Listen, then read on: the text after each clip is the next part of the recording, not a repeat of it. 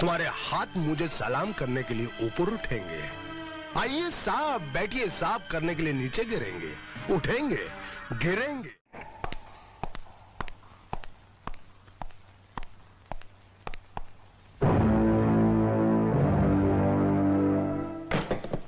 इसी जगह हमारे बीच एक रिश्ता टूटा था। इसी जगह एक नए रिश्ते की शुरुआत हो, ये सोच के मैं यहां पर तुम्हारा इंतजार कर रहा था।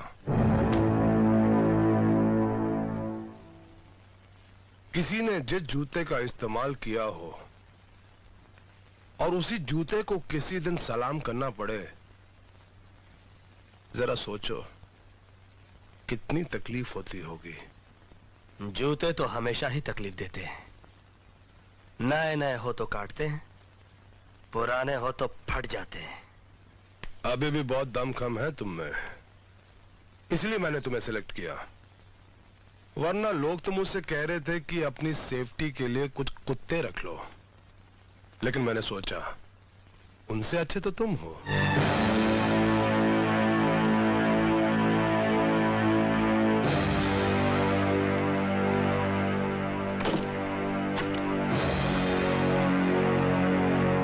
अभी मैं जरा सा शोर मचा दूं कि पुरानी दुश्मनी की वजह से तुम यहां पर मुझे मारने की कोशिश कर रहे थे, तो आज मुझे ना किसी गवाह ना किसी सबूत की जरूरत पड़ेगी। सरकारी मशीनरी से जनता तक सब तुम्हारे खिलाफ हो जाएंगे। मिस्टर सिद्धांत सूरी, कल चालाक तुम थे, लेकिन आज चालाक मैं हूं। कल वक्त तुम्हारा था, लेकिन आज वक्त मेरा है।